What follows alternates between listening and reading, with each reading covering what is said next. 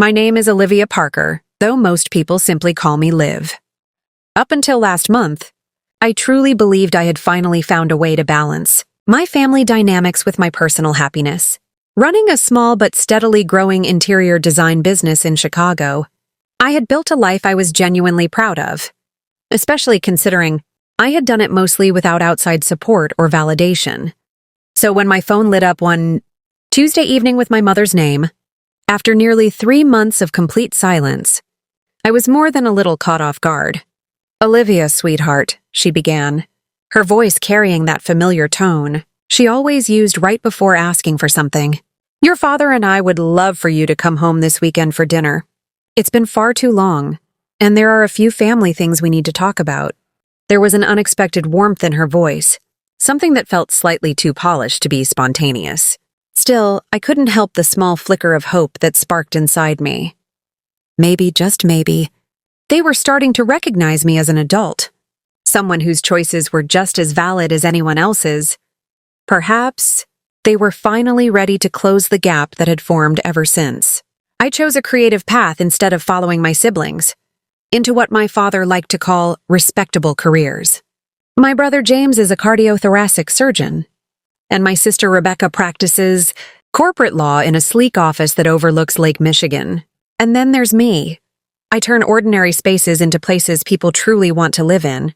Somehow, that never quite seemed to earn the same level of admiration. But this call had felt different. I carefully packed a weekend bag, even tucking in a copy of the magazine that had recently featured my work, along with a few samples from a major hotel project I'd completed.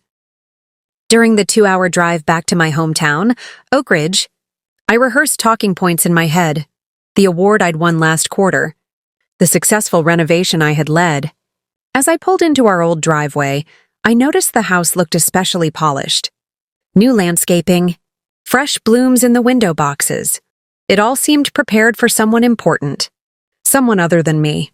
I adjusted my dress, took a slow, steadying breath, and rang the doorbell of the house that had once been mine, though I'd never truly felt at home in it. My mother opened the door, looking effortlessly elegant in a cream-colored sweater and the pearl earrings my father had given her years ago. "Olivia, you look well," she said, her eyes doing a quick scan of my outfit, a familiar, practiced gaze I knew all too well. My father appeared a moment later, offering a brief half-hug and a firm pat on the back. Right on time, for once," he remarked, in that tone that always walked the line between humor and judgment. The smell of pot roast filled the air, my childhood favorite, and for a moment, that small gesture. We sat down in the living room with drinks before dinner. My mother quickly launched into updates. James's recent promotion, Rebecca winning a major case. "Oh, and James and Elizabeth just made an offer on that stunning Tudor in Lakeview Estates." She beamed. "And Rebecca's daughter, Sophia? She's already reading well above her grade level." When there was finally a pause, I shared my own news, the design award, the magazine feature, the hotel renovation. "That's lovely, dear," my mother said with a smile that didn't quite reach her eyes, glancing toward my father.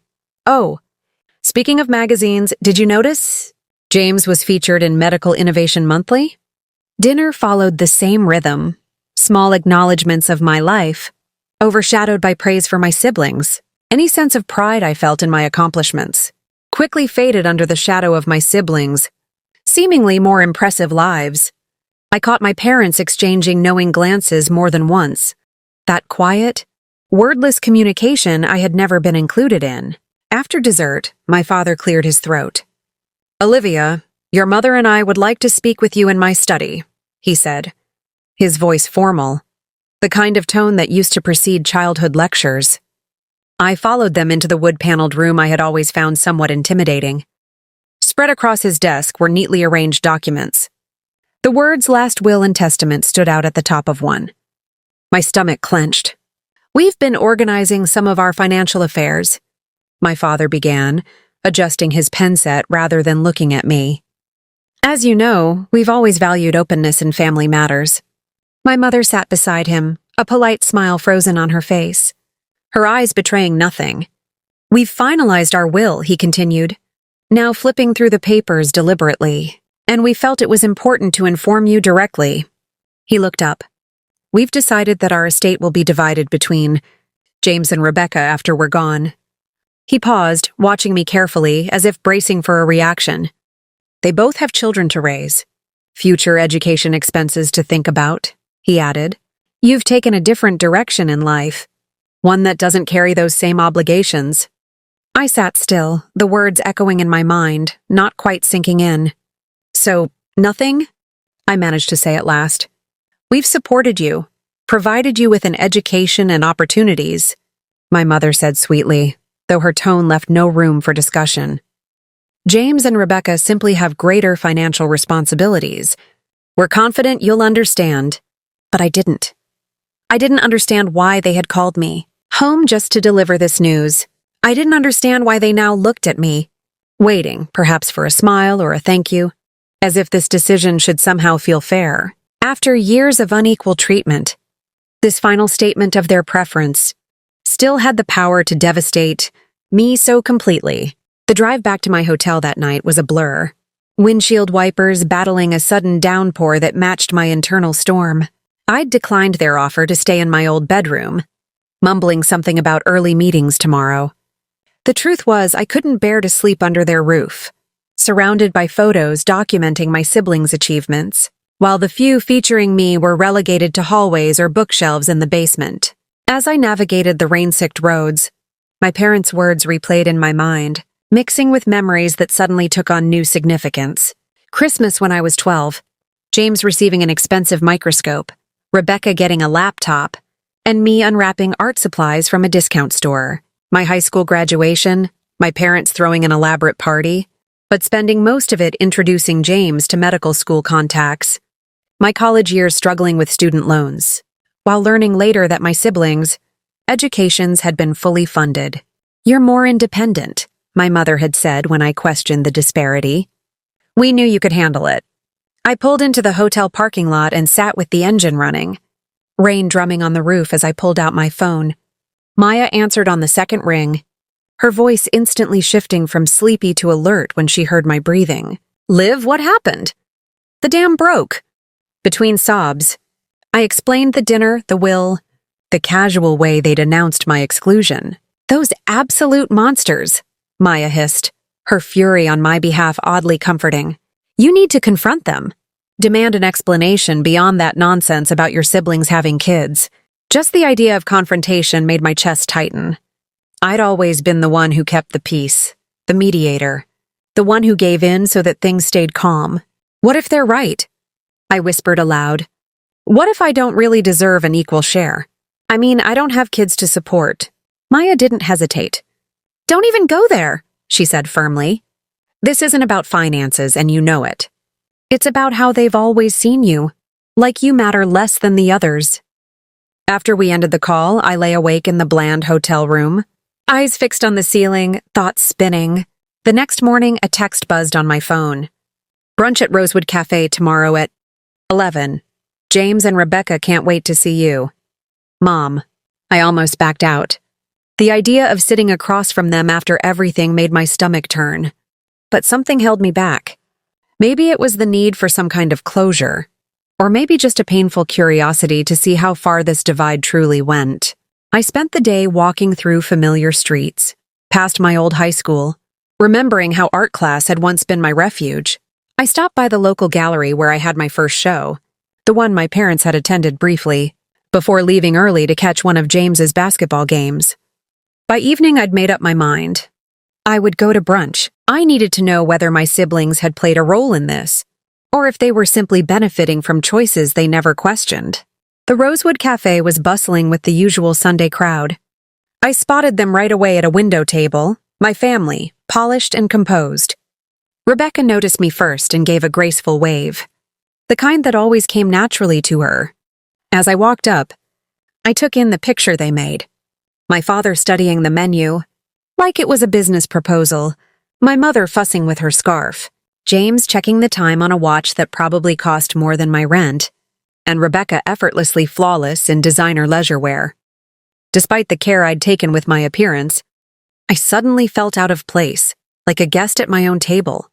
There she is, my father said, as if announcing me to the room. I slid into the empty seat beside Rebecca.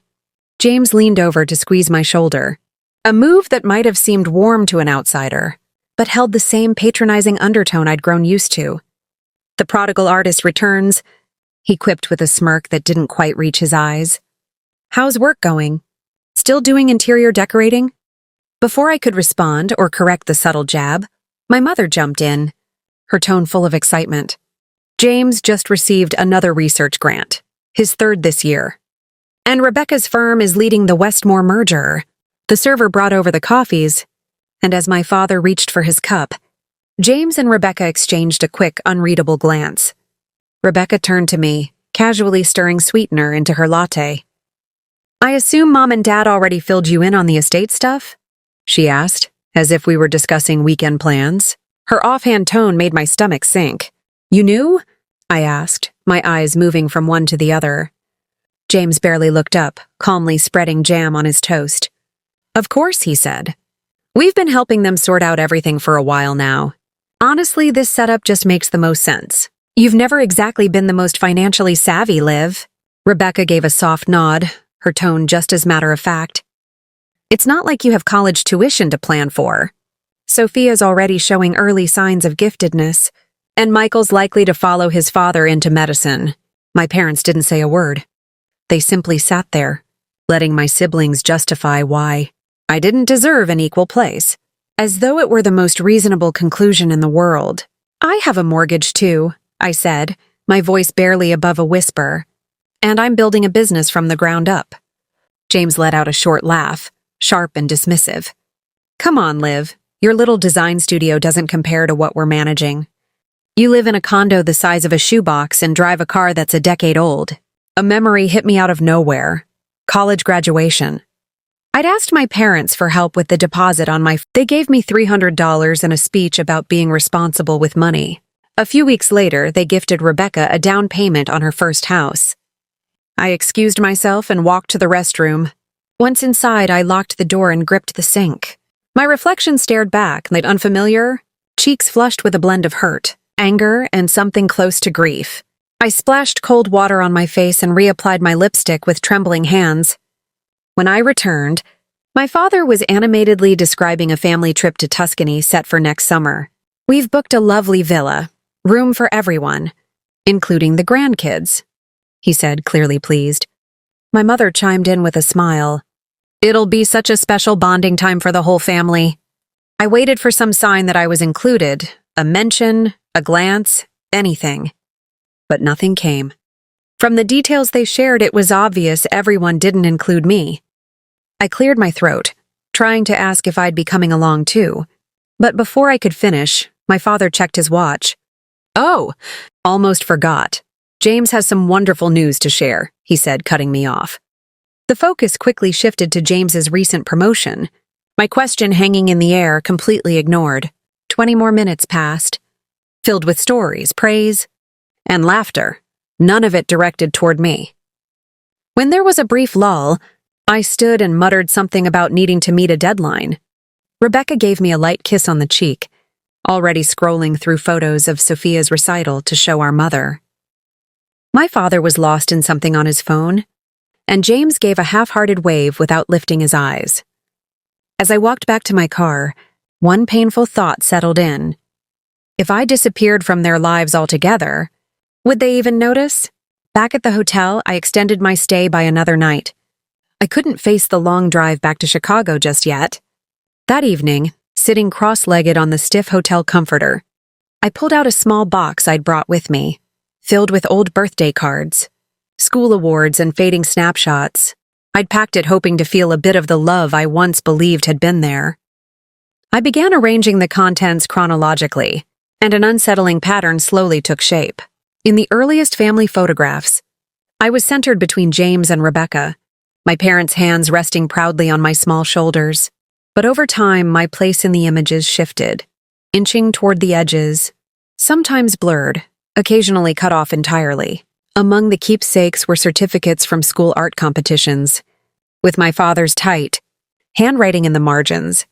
"Nice pastime. Stay focused on science." A high school report card full of A's carried a single comment from my mother. James had straight A+ at your age. Just then my phone buzzed with a new message from my father. We trust you're approaching this with maturity. Maintaining family unity means I didn't reply. Instead, I flipped open my laptop, desperate to pull my mind elsewhere. A Facebook notification caught my attention. My mother had tagged James in a post about his new vacation property in northern Michigan. So proud of our son's achievements. We were thrilled to help him realize this dream, she'd written, alongside smiling photos of my parents in front of a pristine lakefront house. Something in me twisted and I kept scrolling. Another recent post featured Rebecca celebrating her firm's expansion. Investing in our daughter's vision has always been a privilege, the caption read. We're honored to support Rebecca Parker Legal Consulting. My hands trembled. All their talk about limited resources that had to be prioritized for the grandchildren now sounded like a well-rehearsed excuse. Digging further, I found a blog post from my mother's country club social group. She'd been interviewed about legacy planning. One particular quote stood out like a wound. We believe inheritance should reflect values. It belongs with children who continue the family's vision and legacy. That night, sleep didn't come. My mind replayed old conversations, re-examined past disappointments through this new lens of clarity. By dawn, I had a migraine and couldn't force down even a sip of coffee. My phone lit up with missed calls from Maya and Sam, friends who'd been gently checking in since I first told them about the estate decision. I finally called Maya back. Her calm voice steadied me as I described what happened at brunch and everything I'd uncovered since. I've known your family 2 decades, Liv, she said softly. I've watched them do this to you again and again. This isn't about your value. It's something broken in them, not you. Later, Sam messaged me. Remember when your parents skipped your gallery opening because James had the sniffles? That wasn't okay then, and it isn't okay now. Their words offered some relief, but part of me still needed to face my parents. One last time. Not to convince them, not to plead. Just to ask clearly and directly, why? Why had I always been the one who mattered less? I didn't want the conversation in their home, where power tilted too easily in their favor. So I suggested the Meridian Coffee Shop. Quiet, neutral ground, public enough to avoid raised voices, but private enough for hard truth. I arrived 20 minutes early, chose a table in the back corner, and started rehearsing what I needed to say, not as their daughter, but as someone finally ready to stop accepting silence as love. I had even jotted down some key points in my notebook, determined to stay composed and clear-headed, instead of letting my emotions take over like they usually did during family arguments. My parents showed up 15 minutes late. My mother immediately glanced at her watch and said, "We only have 30 minutes. There's something at the club afterward." They hadn't even sat down, yet it was already clear I wasn't a priority.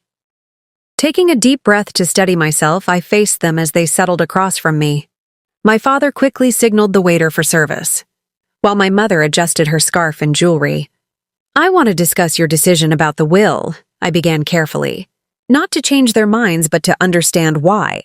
I've always been treated differently than James and Rebecca. My father's face tightened instantly. "I think you're blowing this out of proportion. It's a perfectly reasonable financial choice," he said, brushing off everything I'd just said. "Your emotional reaction only confirms that we made the right call." My mother reached over and patted my hand, her diamond tennis bracelet catching the light. "Sweetheart, you've always been overly dramatic. Remember when you cried for days because we missed one of your art shows? James never made a fuss when we missed his basketball games." I pulled my hand back, the familiar tightness growing in my chest, the warning sign that tears were coming. "It wasn't just one show, Mom. You missed my college graduation exhibition, my first professional installation, and the ceremony when I won a design award. But you've never missed any of James's or Rebecca's events." Before I could say more, my father cut in. "We raised you. We gave you food, shelter, education. Legally and morally, we owe you nothing beyond that. What we do with our assets is entirely our choice." There was something in his tone that told me this was a conversation they'd already rehearsed with a lawyer, prepared for any objections I might raise. "This isn't about legal obligations," I said again, trying to make them see. I pressed on. determined to understand why James and Rebecca always seemed to matter more to them than I did. My mother's face shifted into a practiced look of concern.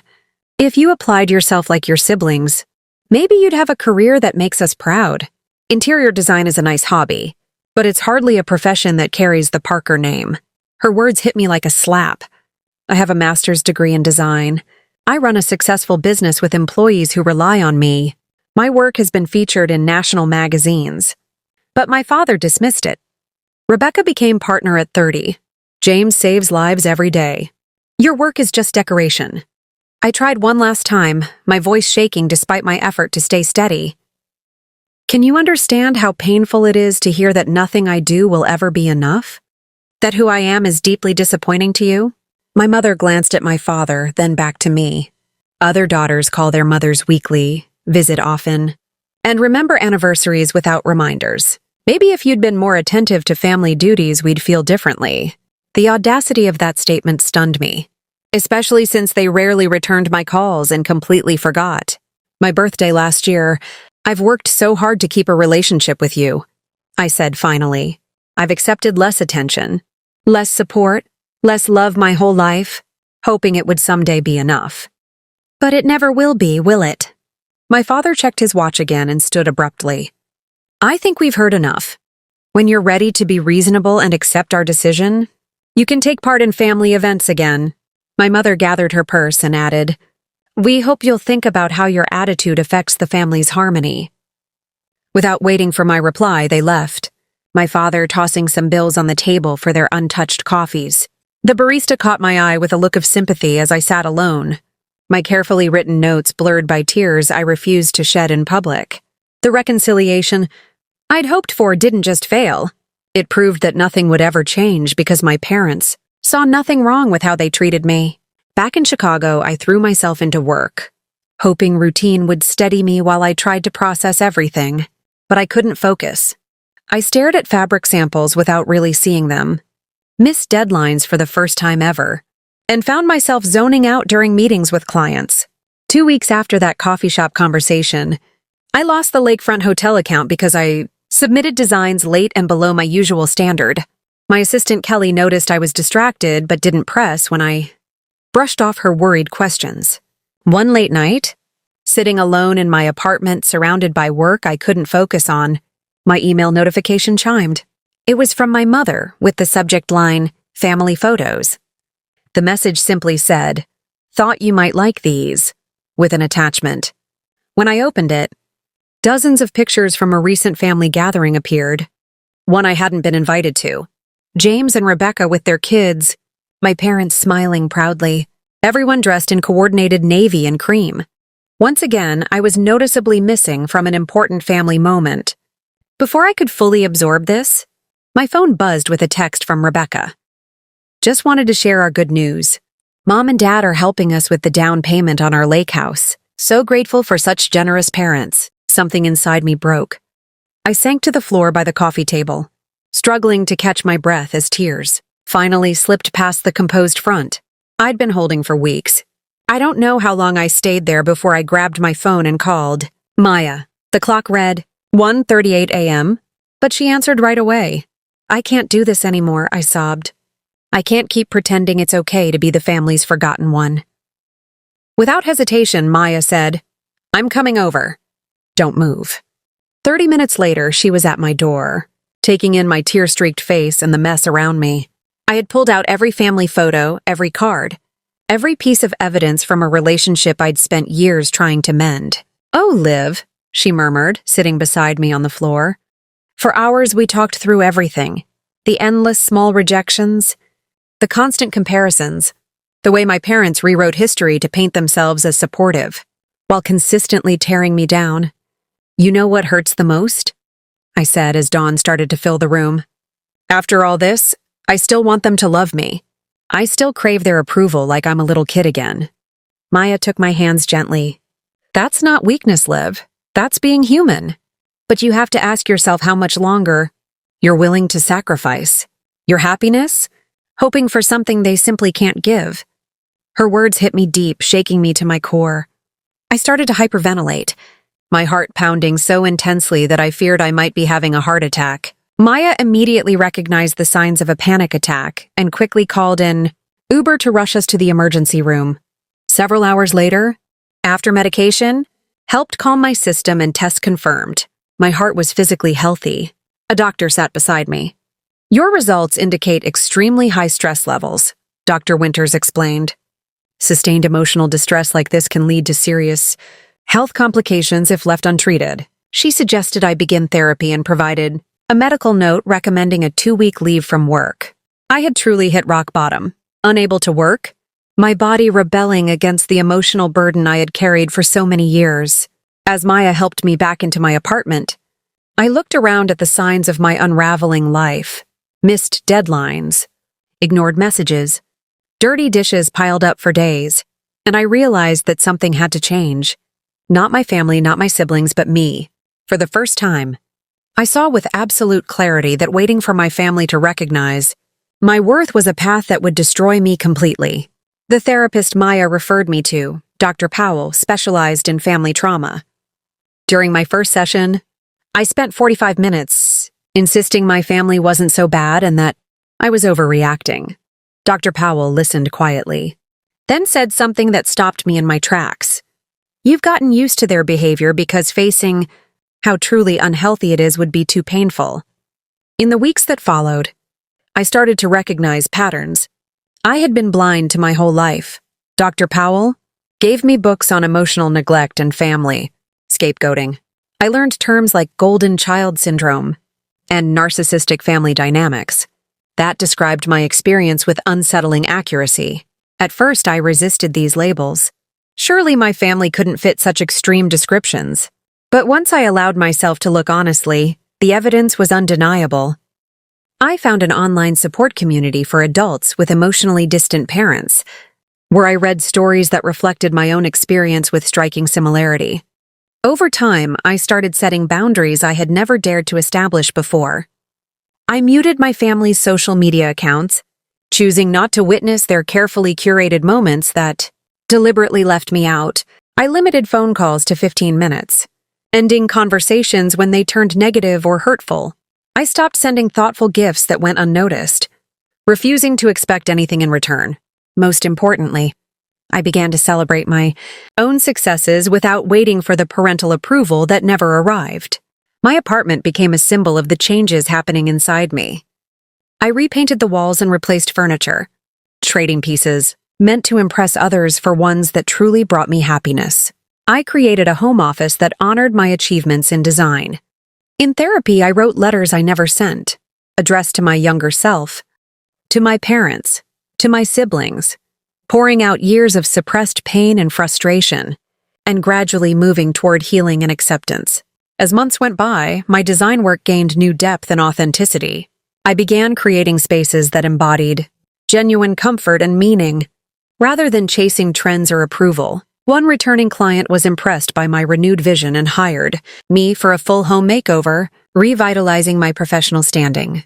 When Thanksgiving came around, usually a stressful day spent performing family harmony at my parents' house, I made different plans. Maya and her partner invited me to join their friend group's chosen family dinner. Being surrounded by people who valued me as I was, I experienced the holiday joy without the usual tension. For the first time in years, Sam, another close friend who had supported me through this journey, immediately noticed the change. Your shoulders aren't so tense anymore, he said. You actually look like you're breathing. I also discovered entirely new interests and passions, disconnected from my family's expectations or judgments. I took ceramics classes, joined a hiking group, and volunteered designing spaces for a women's shelter. Each new experience reinforced my identity separate from the Parker family narrative where I'd always been cast as less than. Dr. Powell's guidance helped me recognize that my worth had never been determined by my parents' inability to see it. The child believes the parent's perspective is reality, she explained. The adult has to learn that the parent's perspective is just that.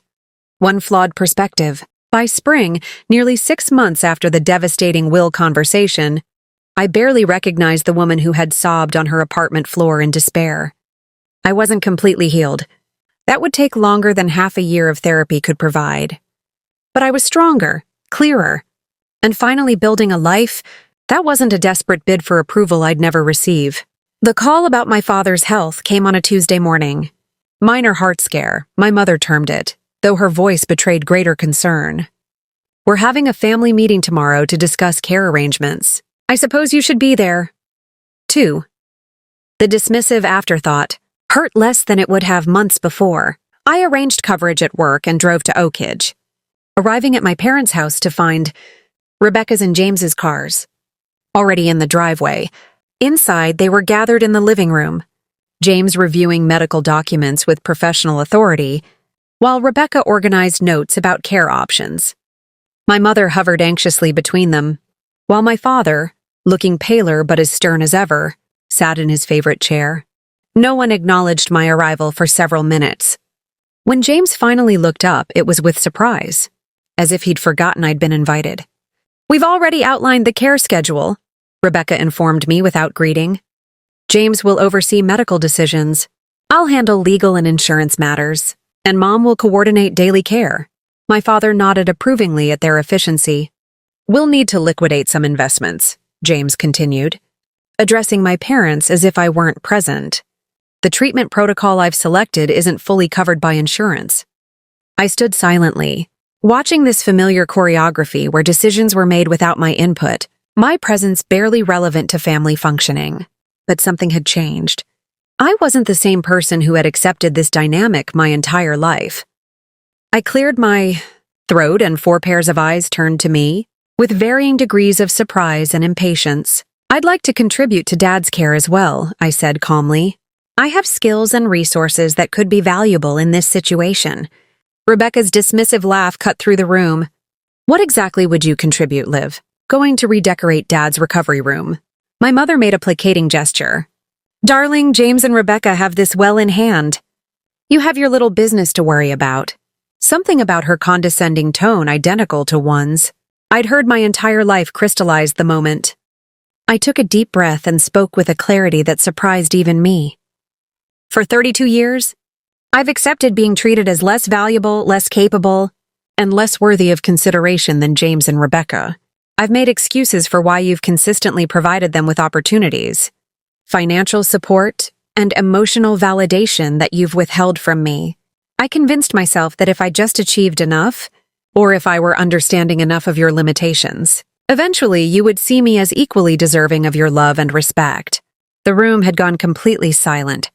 James's mouth hung slightly open and Rebecca had frozen mid-eye roll. My father's expression darkened with anger, while my mother looked nervously between family members. "That ends today," I continued steadily. "I'm your daughter just as much as Rebecca is. I'm your child just as much as James is. My worth isn't determined by whether I followed the career path you preferred or provided, you with grandchildren on your desired timeline. I turned to my siblings and I won't continue to accept your contempt and condescension as if I deserve it. No one deserves to be treated as perpetually inadequate by their own family." My mother attempted to interrupt with, "Olivia, you're being melodramatic as usual," but I held up my hand in a gesture so uncharacteristically authoritative that she actually stopped speaking. That response, dismissing my legitimate feelings as melodrama, is exactly the pattern I'm talking about. When James expresses concerns, they're valid. When Rebecca has complaints, they're addressed. When I speak up, I'm being dramatic or too sensitive. I turned back to my father, whose face had flushed with either anger or embarrassment. "I hope you recover quickly and completely, Dad. I'm happy to be part of your care team, if you're willing to treat me with the same respect you give my siblings. If not, I'll send well wishes from a distance that protects my mental health." I reached into my bag and pulled out a small box containing childhood trophies and ribbons. I'd kept seeking their approval. Art competition medals they'd never acknowledged. Academic awards they'd dismissed as less important. Then James's athletic achievements. I placed it on the coffee table. "I'm returning these because I don't need them anymore. I know my value now, even if you never have."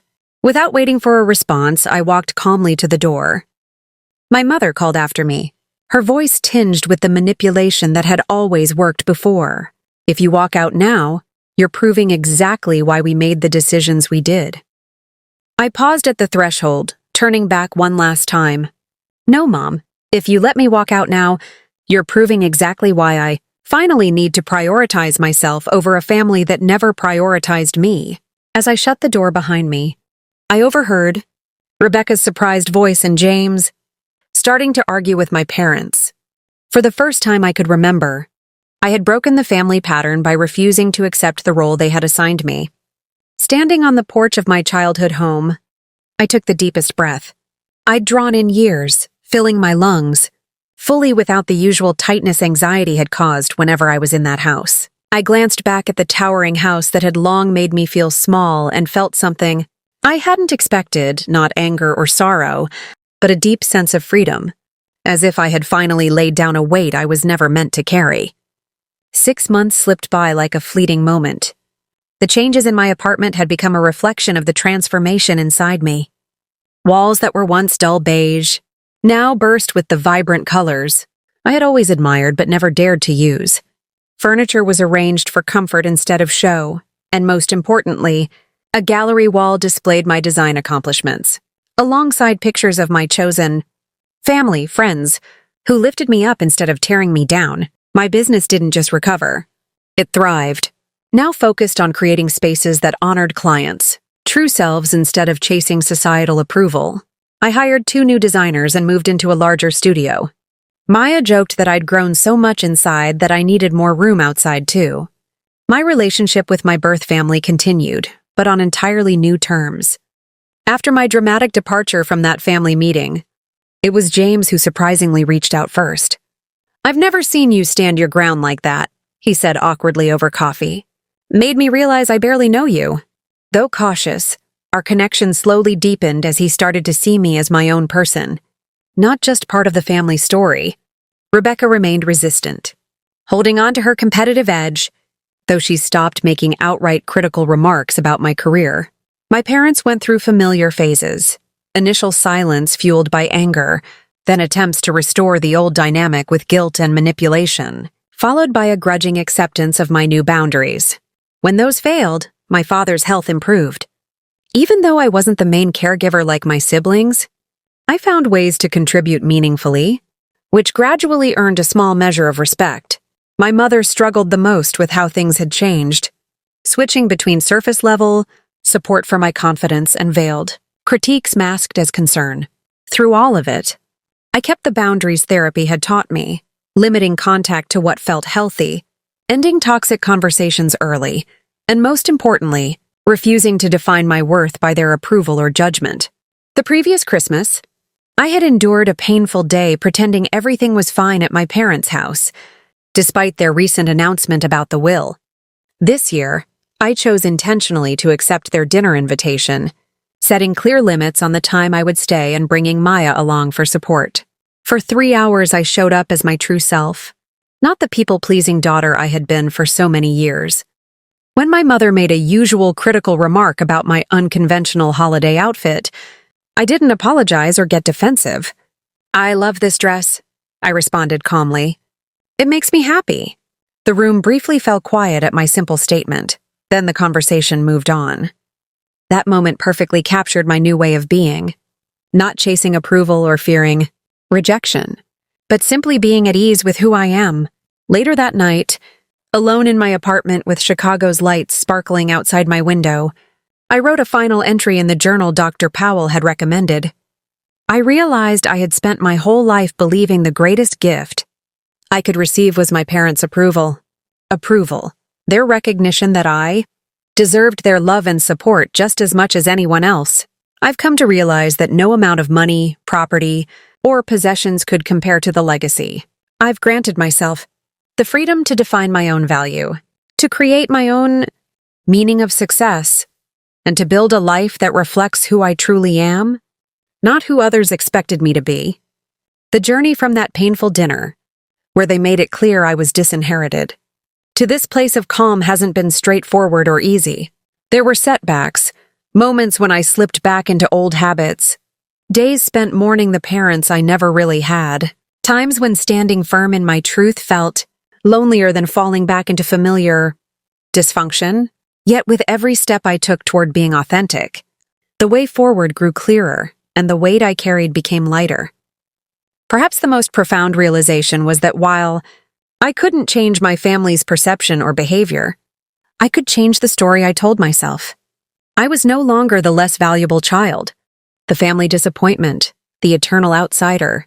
I was Olivia Parker, talented designer, loyal friend, resilient woman still learning and growing. And that, not any entry in my parents' will, was the true legacy I would carry forward. Have you ever had to establish boundaries with family members who couldn't see your worth? How did you find the strength to stand up for yourself when faced with lifelong patterns of favoritism or emotional neglect? I'd love to hear your stories in the comments below. Remember, your worth isn't based on whether others recognize it or not. Sometimes, the greatest legacy we inherit isn't something physical, but the freedom to define who we are on our own terms. Thank you for taking the time to hear my story today. If it spoke to you, please consider subscribing to follow more stories of healing and personal growth. Wishing you the courage to create your own path, free from the expectations of others.